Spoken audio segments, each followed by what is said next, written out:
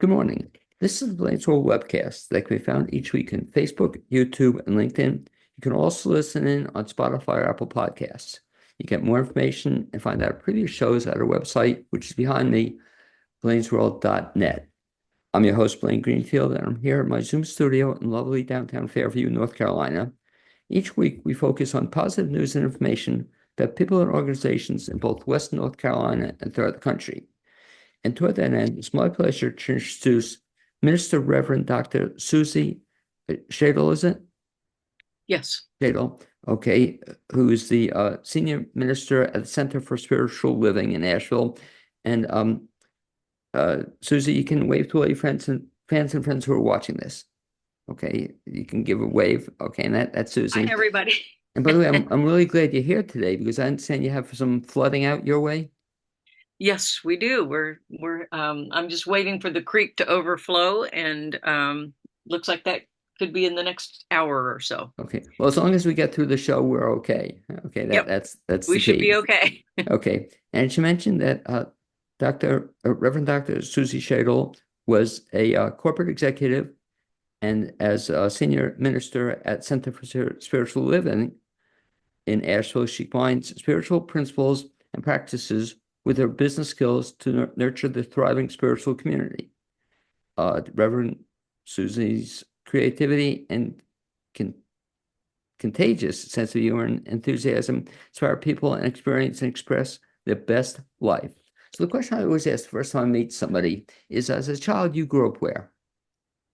I grew up in a lot of different places. I was born in Germany and adopted by an American family. And then we came to the United States just before I was 6 years old. And at age 6, I became a United States citizen. And then we've lived all over the United States from coast to coast, so and in between. So I consider myself to be from Seattle, even though I never lived there with my family. It always has felt like home to me, and it's the one place I lived the longest. And so when you were growing up the longest in Seattle or wherever else you grew up, did you always know you wanted to be a in charge of a center for spiritual living? Was that your goal in life? Actually, when I was a little kid, I was raised Catholic. Okay. And when I was a little kid, I always wanted to be a priest when I grew up. And my two older brothers, who were altar boys, were quick to point out to me that I couldn't even be an altar boy, let alone a priest. Right. And so I jokingly say my choice was either to change my religion or change my sex. I decided to change my religion. It was a little easier. So uh, I did have a very long and very successful corporate career, but that yearning to be a spiritual leader never left me. So I actually answered the call eventually about 25 years ago. And when I was ordained as a minister, my brothers were there at that ceremony, and it happened to take place in a Catholic cathedral. And I looked at my brothers and I said, "You said it couldn't be done, and yet here we are." So And back to the corporate world, what did you do in that life? I was when I left that career, I had worked my way up to being a vice president of an international hotel company, and I was in charge of both sales and marketing and operations for a while. So I had kind of a dual role in that company. It was a Swedish company that had bought hotels and was building hotels in the United States. So I was in charge of North America. Kind of a cool background given what you're doing now, but Mhm. actually there's a lot of uh, similarities in terms of skills, I guess, in terms of the skills you use there, a lot of them you apply to this. Right. Well, what I would say is that I am very grateful to have had the business background that I had coming into ministry because I've witnessed a lot of my colleagues struggle because they didn't have the business background, and you do need it because a spiritual center or a church has both a mission, but they are also a business. And if you're not successful at the business portion of it, it's very hard to succeed at your mission. So both of those skill sets are needed, and I'm very grateful that I have both. It's a great way you express that because one of the sad things I've seen in my life, and you have too, is with so many churches, spiritual centers closing, or fighting for membership. And your point's well taken that unless you're aware of that fact that you need to sustain yourself, you're not going to be around that long. So, Exactly. for the benefit of the folks who don't know the Center for Spiritual Living, it's a beautiful facility, a beautiful place to hang out. How would you describe it? Well, we're a spiritual center, and actually, I love that our name is Center for Spiritual Living. And I see part of our mission to be a place where people realize that they are each a center of spiritual living, so that spiritual living becomes what I like to say the lifestyle of the rich in spirit, and that it's not something you just do on Sunday or while you're at church, but that you live from spiritual principles in all the aspects of your life, whether it be in your business, in your family, in your community, in your politics, in your everything. That if we live from spiritual principles, and I'm happy to say that our spiritual principles are very much in alignment with some of the basic ideals that this country was founded upon. And so it's very compatible in living in this country in particular, although we have centers all over the world. And so these principles really give people a way to live their lives powerfully and positively, and to make a difference not only in their own lives, but in other people's lives and in the world, because we really believe that we're all interconnected, that we're all one, and that what I do for you, I also do for myself, and so we all reap the benefits of our interconnectedness, if you will. The center here, in particular, it's in a beautiful location. We're on Hominy Creek, right off of Bear Creek between Brevard and Patton. And so we're sort of in a woodsy area. We have a labyrinth. We have two buildings. One's the educational building, and one is the sanctuary.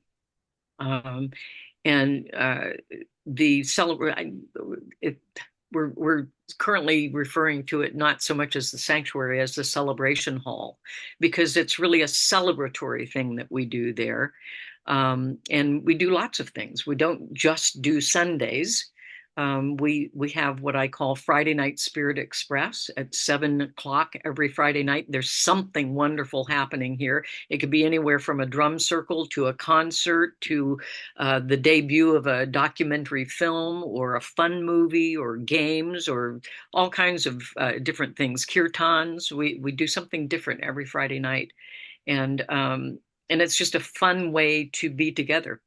Well, We have lots of other activities let me as jump well. in here because that's a perfect segue to one of the things I want to talk to you about. It's coming up on a Mhm. Friday night, and it definitely is a cool thing, when you think about it.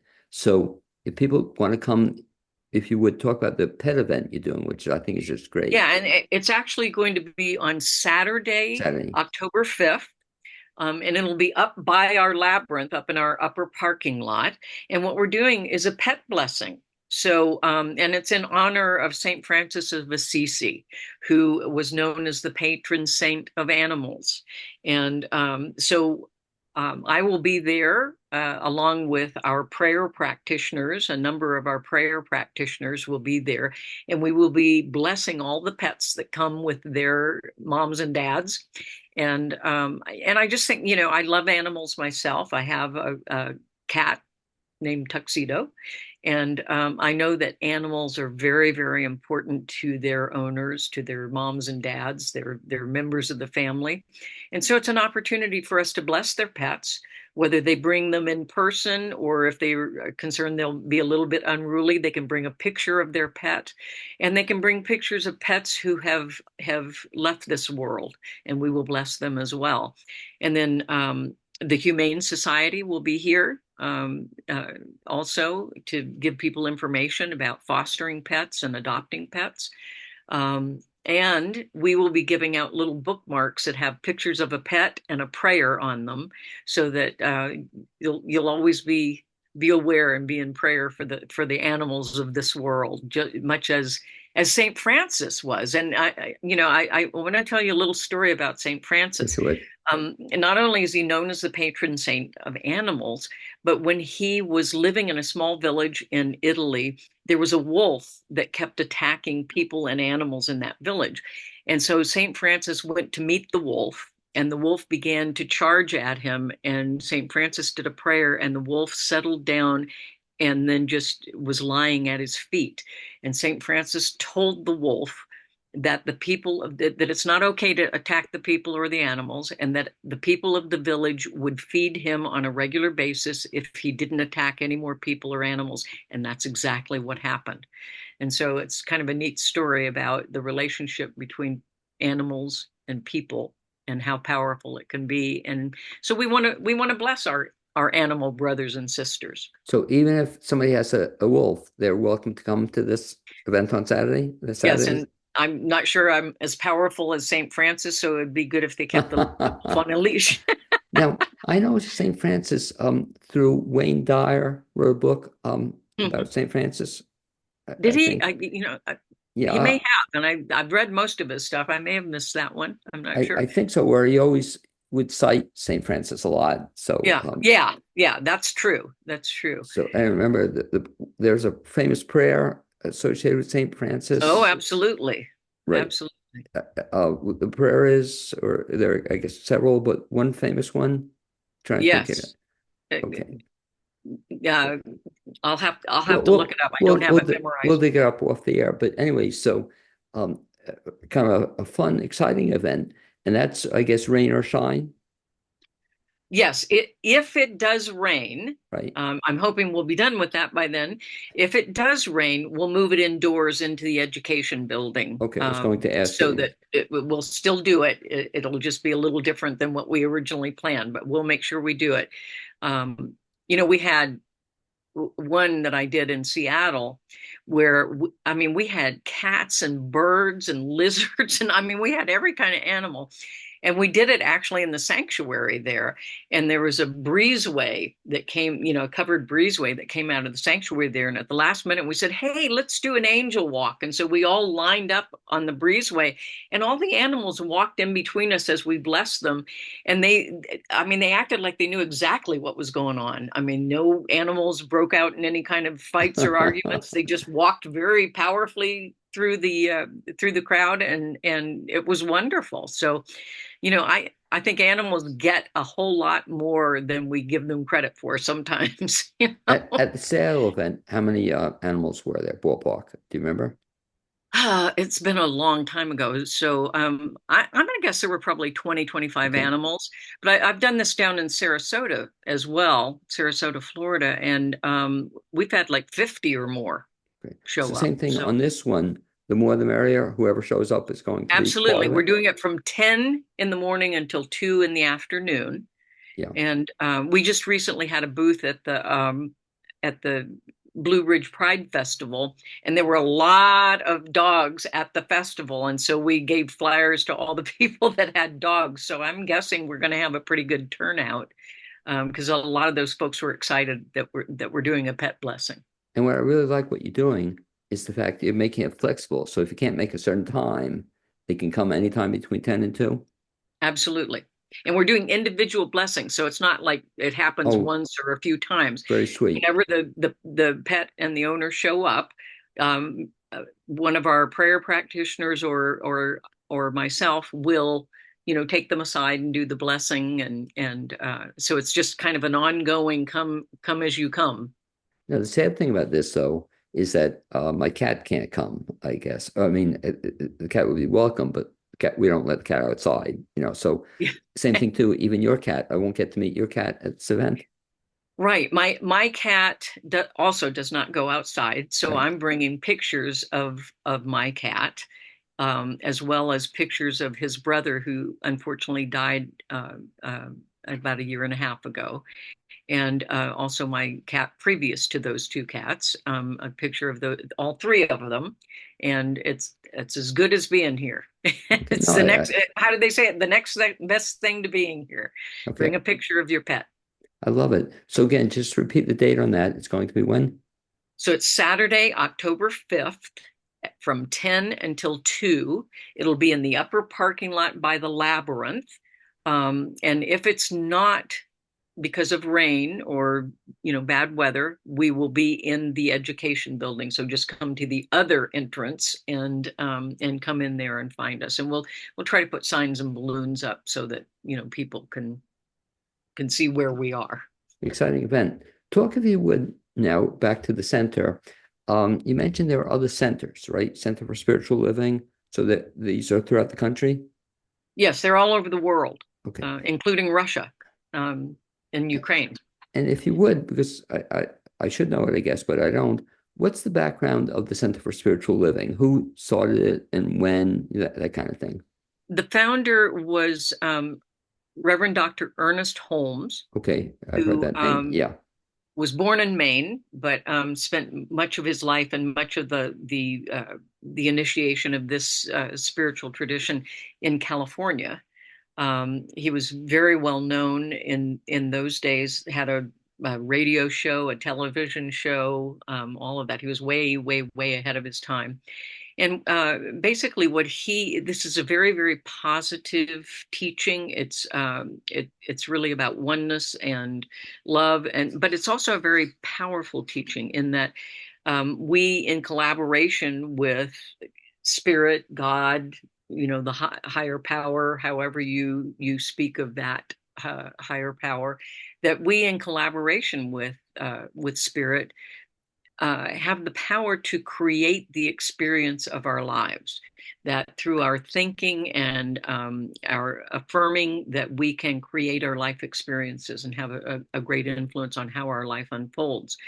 Um, Ernest Holmes studied all the major spiritual traditions and wisdom traditions from ancient times all the way to what we call New Thought. New Thought is a very sort of American spiritual teaching. And it's not because it's new, it's because we can have a new thought about an old idea. We can change our mind and True. change our lives. And and has been very influenced by Emerson and the Transcendentalist movement. You would see aspects of that in our teaching. But because Ernest Holmes studied all these various religions, what he did was he found that golden thread, that universal thread that weaves its way through all the major spiritual traditions and teachings. And so what he wanted to do was sort of synthesize that and say, there is this universal thread that in which spiritual traditions are more alike than they are different. It's really the dogma that makes it seem like our religions and our spirituality are different, when in fact, what's the golden nugget at the center of spiritual teachings is very, very much similar. So when Holmes started this, what year approximately was it started? Um, he started really studying when he was a young man, and so that would have been in the early 1900s, and then was quite influenced by science that was really coming to the fore in those days, which it was originally known as religious science, and because it was using the ideas of science and mysticism and spirituality and saying these are not mutually exclusive, they actually work together. So and he actually when center it wasn't Centers for Spiritual Living, but it was really more of a school, a teaching, before it was considered a church, if you will. And that would have been in the 50s, and then it was he made his transition or died in the 60s. And so, but he was a great influence. Didn't intend originally to start a church, but that's what it evolved into. He was starting more of a spiritual school, if you will. So talk Um, about how he started and through 50s and 60s. Then how did it grow and expand? And then talk about how it got to Asheville, if you would. well, what Ernest Holmes did was he would do lectures. And so they were just public lectures, and people came and people really resonated with what he was talking about and what he was teaching. And so it really caught on. And, ultimately, he would have, it was more lectures than it was services in the beginning. And, and then, ultimately he had the radio show and the television show. And because he was in the Los Angeles area, he was acquainted with a lot of celebrities who also just really resonated with this teaching. And so it got some attention because of that, because of the folks that he was connecting with. And then people came to him and said, well, we would like to have this where we are, where we live. And so it began to spread. And he decided that he would teach people how to be these lecturers, which became ministers, who then were leading this teaching in various places in the country. And it just continued to spread and spread and spread. Now, I want to leap ahead to this particular spiritual center. It was founded by Reverend Doctors John and Barbara Waterhouse, and it started in a cornfield out in, I think it was Fairview. I'm not real familiar with this area because I'm Right. new here. But it was out, and they had a trailer and a house out in the rural area where they lived, and they started doing services kind of out of the trailer. And so people were out, as many people could fit in the trailer, and people were out on the grounds, and it just grew and grew. And ultimately, they left the cornfield. They were gifted the property that we're on right now.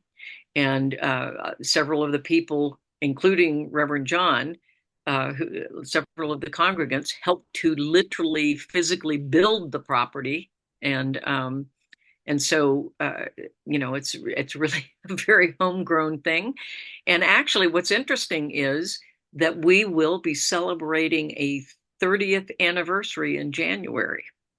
So it's been here a while. And John and Barbara attracted lots of folks. Their main focus was on the Sunday celebration and classes that they taught. We're expanding that now to do more kinds of activities. I happen to believe that different people get their spirituality in different ways. And so, to me, music is spiritual, art is spiritual. So this is why we have lots of different activities to invite the outer, community, not just our own members to come. So we're doing a lot more outreach. We're doing a lot more inviting the Asheville community to join us here on this beautiful campus.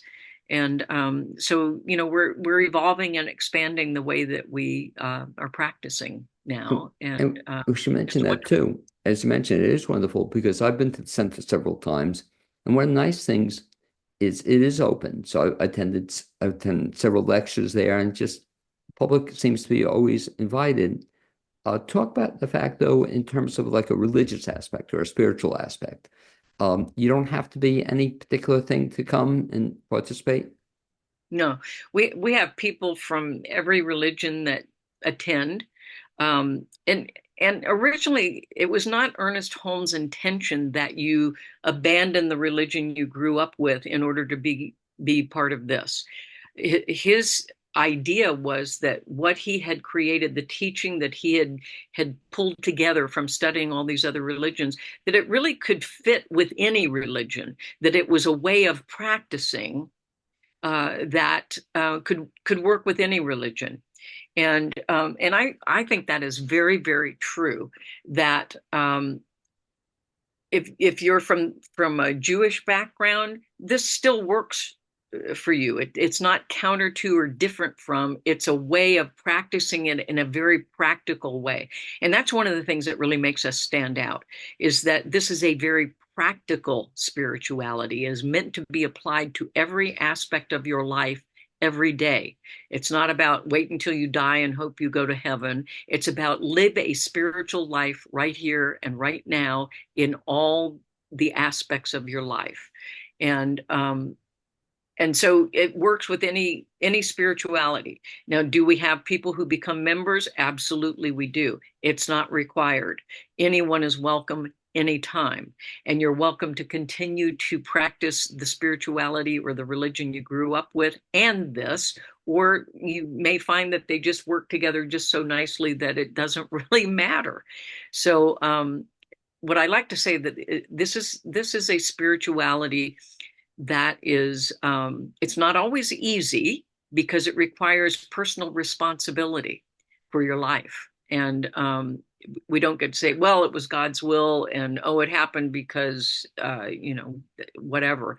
That we believe we have a major impact and a major responsibility for our own lives. That we're not spectators. This is not a spectator sport. We're in the game. Well, And so, that's a great introduction to a question I was going to ask you about the fact that one of my fondest memories of the center, fondest memories, was that I also, and John led it, was participating in a fire walk, yes. and that, like I said, it's just such a cool event. But as you said, I think you described it very well. It was a participatory event. You Yes. couldn't, unlike going to a Sunday service, you couldn't just sit there. Describe what that is, and I think you mentioned you may be having one coming up in January this year. Yes. Even though John's not here now, Right. John has moved on to Center for Spiritual Living in Fort Lauderdale, Florida, and so we have another person who worked with John, Reverend Kate Grayson, who will be leading the fire walk in January. And I don't know that we have an exact date Sure. yet, but that will be coming up. It'll be on our website, in our newsletter. We'll be advertising it.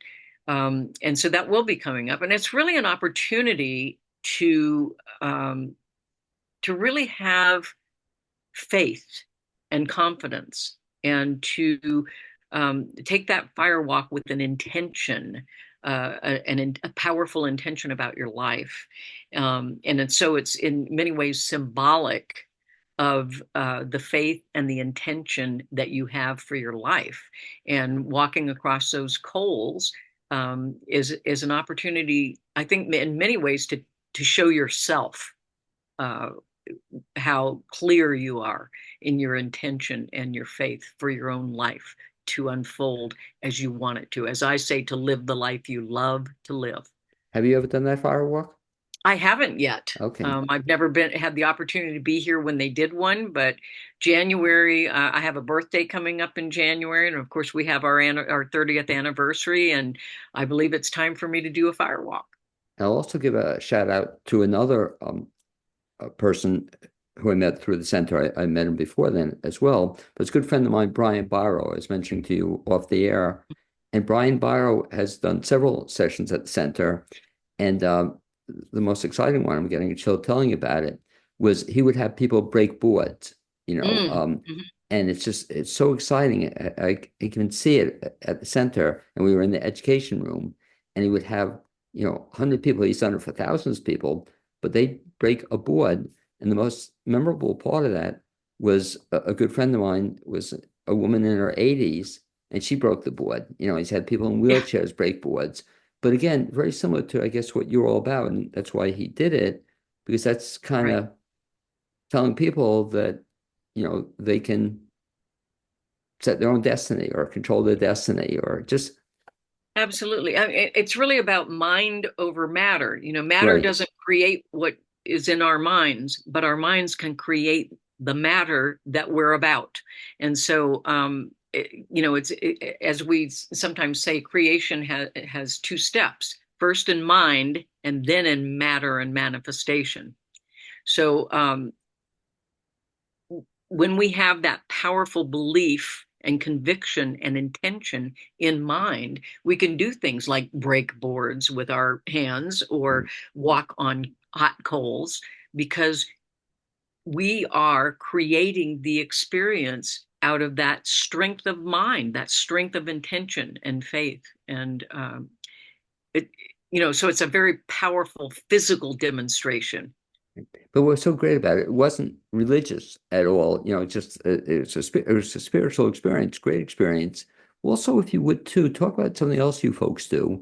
And I met not only Brian, but I also met Carol Barrow, his wife, and we should give a shout out to another person who set this up into session up, Judith uh, Yeah, Judith Loniak is actually the vice president of our board of trustees.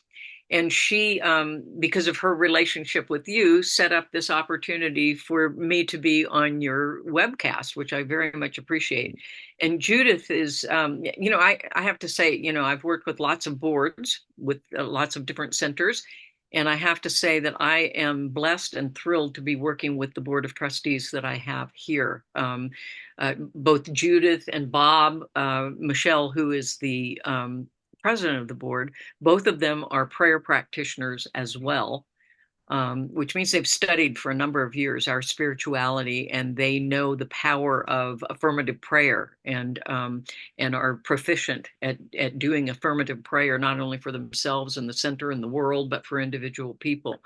And we've got other people on the board who are also Vivian is our secretary. She's a wonderful, very organized, wonderful person. We have Sheila is our treasurer. She's doing a great job with that. And we have Amika is another practitioner, prayer practitioner on the board. RJ Taylor is, man, he's an environmentalist. He knows all kinds of things about the great outdoors and how we can partner in being good stewards of the great outdoors, particularly the ones that we're sitting right on. And so he's a wonderful person as well. We have three alternates on the board, so they sit on the board and would replace someone should someone need to leave before their term is over, which is a wonderful thing. So we've got lots of help on the board, and they're a working board. They each take responsibilities around here and handle things. They don't just go to a meeting once a month. They work, and that's part of what makes this spiritual center work. And Susie, back to what we were talking about, again, I think something else that makes the center work is the fact that you get people involved. And I was very impressed because back to Carol Barrow, I remember I was so moved by the fact that I went to a service there where she was equal ordained, or she was accepted into the center, becoming a practitioner or Oh yeah, so it's not actually ordination, but she was being licensed as a prayer practitioner, and so yes, and we've got about 20, I think about 20 prayer practitioners at this center, and all of them studied for quite some time. They took all the foundational classes and then 2 years of practitioner training in order to become licensed, and so we're very blessed to have so many wonderful practitioners here in this spiritual community. And they, along with me as the minister, are what we call the ecclesiastical or the spiritual arm of the center, where the board is the business arm of the center. And I also sit on the board with them. And so we really are working together with the spiritual and the business, so that we can be successful, that we manage the business aspect well enough that our spiritual mission can be accomplished. If you would talk about what practitioners do then. Practitioners will be, often you will see them at the Sunday celebration. Some of them will be what we call holding consciousness. So they're holding the space, holding the sacred space in prayer. Some of them actually do an affirmative prayer from the stage as part of the service, part of the celebration. All of them come up at the end of the celebration service and are available to congregants to just walk up after the celebration is over and get an affirmative prayer right then and there. They can also make private appointments for a longer prayer session, a private session. Um, the Some of the practitioners actually teach some of our classes as well. Others of them are teaching assistants in the classes that we teach. So they definitely have a role. And as I said, a number of them will be with me for the pet blessing on October 5th, doing some of the blessing work with the pets and their owners. So they, along with me, are the spiritual arm of the center. So back And to the center. So you mentioned a couple things. So you have regular Sunday services, is that correct? And what right, time are they? we do a Sunday celebration at 11 o'clock Okay. in the celebration hall. And then, as I said, we do the Friday night Spirit Express, which can be anything from a movie to drumming to concert to we're debuting on October 4th. We're debuting a documentary film called Tahi, and it's about oneness in the world. And focuses on some African tribes, and all the contributions from that documentary are going to build wells in Africa so that those folks don't have to walk 5 hours in 110-degree heat to get water. So it's a really good cause as well. So we do all kinds of different things. We just had a concert on a Friday night. We just had we did a movie. No, we do all kinds of different things. I've heard speakers on Friday nights, like you said, Yes, different and we kinds do of things. speakers on Friday nights as well sometimes. Yeah. Are you open to people making suggestions as to programs on that Friday night, or can they suggest Yes. programs? Yes. And so how would they do that? You can contact me at the center, and I will certainly entertain those possibilities. In fact, some of the things that we're doing are suggestions from other folks. Um, so yeah, absolutely, we're open to suggestions. We've done some really cool outreach things. Some of that on Friday nights, some of it on Sundays. This past Easter, we collected from the series. I did a series called Get Real, and it was based on what I called the spiritual wisdom of the Velveteen Rabbit. And we collected stuffed rabbits, stuffed bunnies for the entire month and leading up to Easter. And I said, on Easter Sunday, the rabbits will become real, just like the Velveteen Rabbit. And we collected, gosh, I want to say it was like 400 or 500 stuffed bunnies, which we gave to the trauma intervention Wow. program. And because they like to have something for kids, who are experiencing trauma, something for them to hug. So we gave those bunnies to them. But on Easter Sunday, one of my congregants works with kids, and she has therapeutic velveteen rabbits that are live. And so we had live rabbits on Easter Sunday, just as I promised. They became real. So that was wonderful. And this November, starting actually the last Sunday in October, I'll be doing something on what I call the Emerald Wisdom, or the spiritual emeralds of the Wizard of Oz. And so we're doing a Wizard of Oz series through November, last Sunday of October, and then through November. And we'll do another outreach project. We'll be collecting shoes and socks for kids so that they'll have those for Christmas, new shoes and socks for Christmas. And we're working with the Transformation Sure. Station. And so, and we do stuff with the Humane Society. We have a thing where we're partnering with the Humane Society. And of course, they'll be there at the Pet Blessing on October 5th. By the way, So, I just let me jump in here. I just love how you come up with the titles for these things. I love who would think at a spiritual center you're going to be talking about the Wizard of Oz, but yeah. that just a great tie-in. If folks want to find out more about some of the cool stuff you're doing, what's the best bet? Go to the website, which is www.cslasheville.org. And there on the calendar, and sometimes right on the front page, there'll be things that are coming up that we're doing, and you can find out all about it there. And all of our contact information and everything is there as well. We've got lots going on, lots more coming up, and we just want to have I really want to build a beautiful relationship with the Asheville community and really partner with the community. So we're doing outreach, we're inviting the community in. We want to be good citizens of Asheville and really connect and in powerful ways that make life better for all of us. And one of the vision for centers for spiritual living is we're creating a world that works for all creation. And so we really want to be about that. And not only do we want to be a center for spiritual living, we want to help people each individually become centers of spiritual living, because I believe that is how we make the world a better place. And one of the nice things about what you do, and again, just revisiting it as we speak, is that it is open to everybody. You don't have to join initially, but eventually explain that too. You mentioned that you can come to things you do there, but then you can Mhm. eventually become a member. Is that how it works? You can. And that's very much a self-selection process. I believe that when one decides to become a member of a church or a spiritual center, it's a very personal decision, and it's really a decision to make a commitment to your spiritual life. And the center is the beneficiary of that commitment that a person makes to their spiritual life. We actually have a membership class coming up in on October 12th, where people who have decided, yes, I feel very committed to my spiritual life and I want to practice it here at Center for Spiritual Living Asheville. And so those folks will come to a class that day.